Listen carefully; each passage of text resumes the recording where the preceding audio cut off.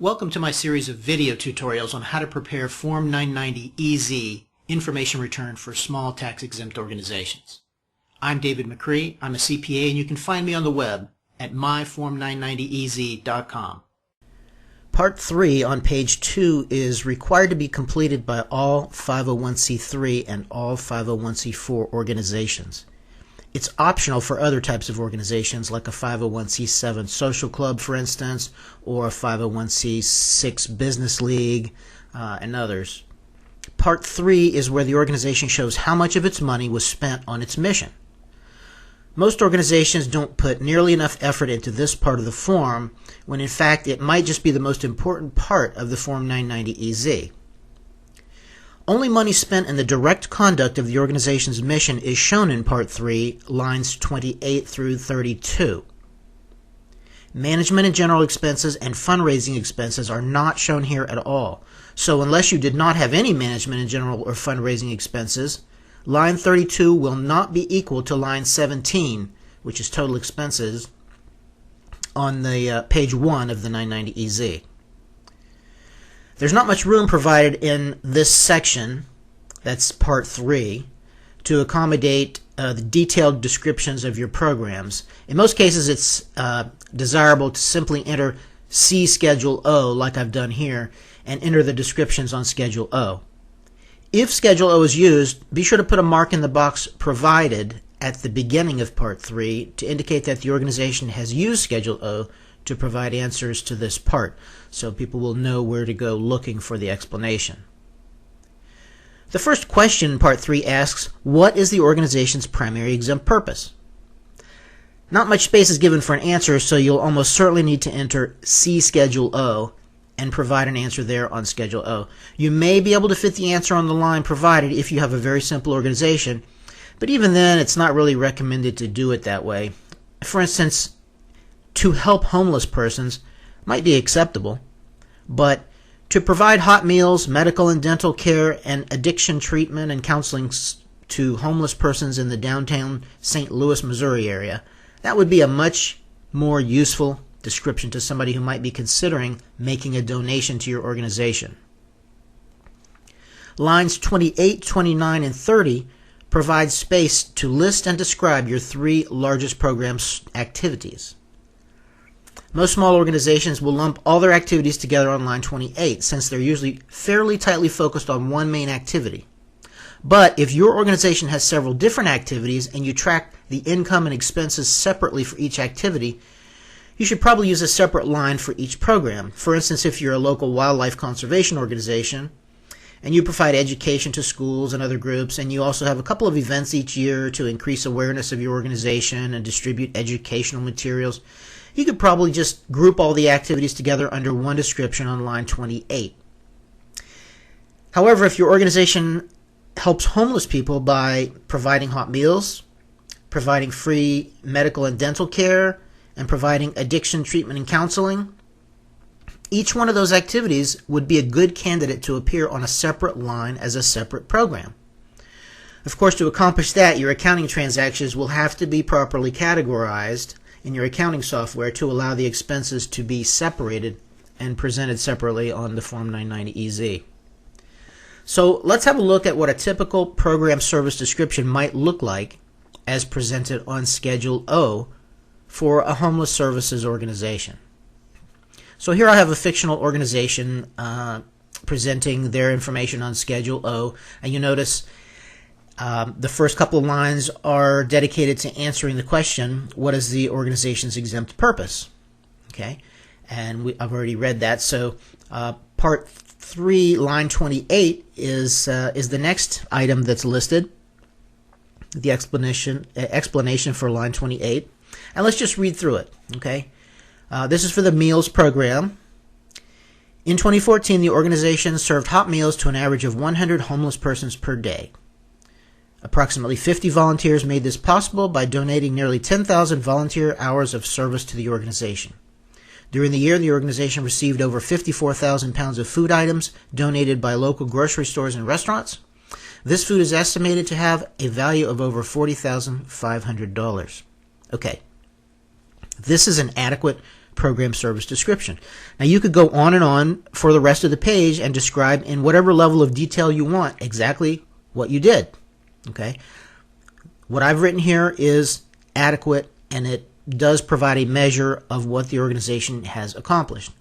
So when you're doing this, it's best to think about answering the following questions for each program service that you present. What is the activity? Who was served by the activity? In other words, who benefited, and how many? You want to talk about the number of volunteers that were involved, if any, and how much time they donated, if you have that information. And then, of course, it's always a good idea to identify the value of any donated materials or time or services that you received that were used in that program service. Okay, and of course I did the same thing, line 29 for the medical and dental care, and line 30 for the addiction treatment and counseling. And you can pause the video here if you care to read those descriptions. So going back to the Form 990EZ, page 2, part 3, look on the right-hand side there on line 28A, the column where the actual expenses are listed. The total amount spent conducting program services during the year is entered on line 28A through 31A. Also, if the organization awarded grants as part of the program, enter the amount of grants awarded between the parentheses provided. And if you'll notice down on line 30, I show that there were $10,000 in grants. Those were scholarship grants given, and you can read the description on Schedule O. And what's important to understand is that if you look over at 30A, you'll see there's $18,600 spent on that program.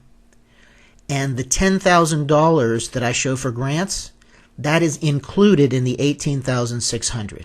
Okay, it's not in addition to it, it's included in the $18,600. Mark the box there that's provided if any grants were awarded to a person or an organization in a foreign country. Now, if you add up all the grants that you show here between parentheses, the total amount of grants listed here in Part 3 should agree to the grants amount that's shown on page 1, line 10. And let me just let's have a quick look at that. So there you go. There's line 10, grants and similar amounts paid, $10,000, and notice that that corresponds to the $10,000 I have here in Part 3. So if there were more than 3 programs, the largest 3 by dollar amount of expenses are presented on lines 28, 29, and 30, as I've done here. And if there were other programs, all the others would be listed and described in Schedule O, and then the total amount for the other programs would be shown on line 31A. All of the expenses listed on lines 28A through 31A are added together, and the total appears on line 32. Okay, so line 32 is your total program service expenses. And remember, there's no fundraising expenses in there. There's no management in general or administrative expenses in there. Only program service expenses. And this total, line 32, does not have to agree to any other line item on the return. That's for the 990EZ.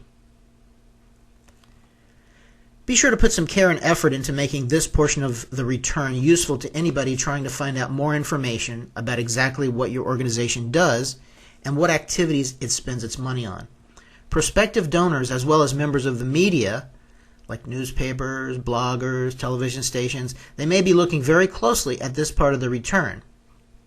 Use it to your advantage. I hope this has been helpful. Good luck.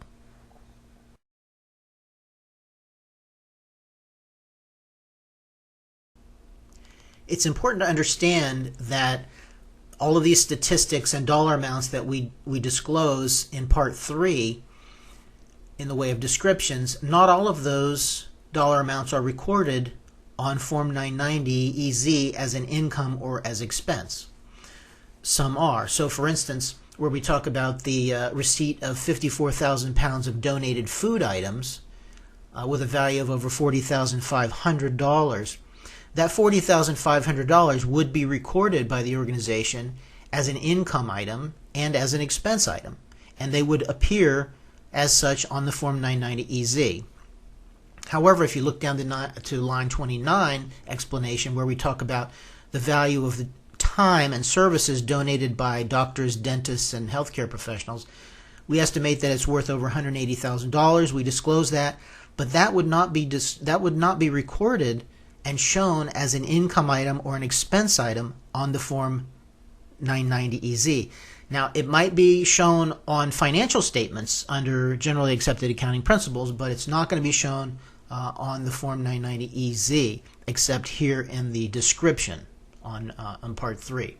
So the rules are generally that when something is donated to you, an in-kind item, they call it, if it's donated food, donated supplies, donated materials, stuff that you actually can touch and use and distribute, those items would be recorded as, they would be shown as income and as expense.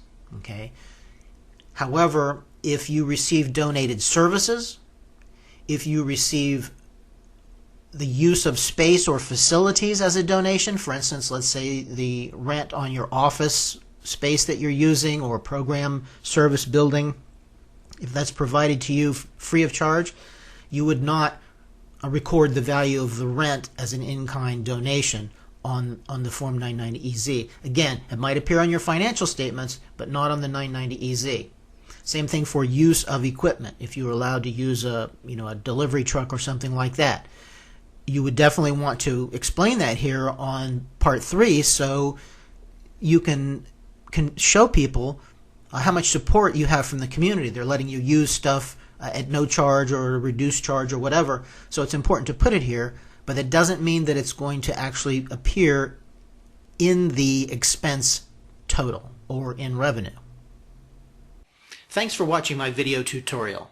If you need more help, you can find me on the web at myform990ez.com.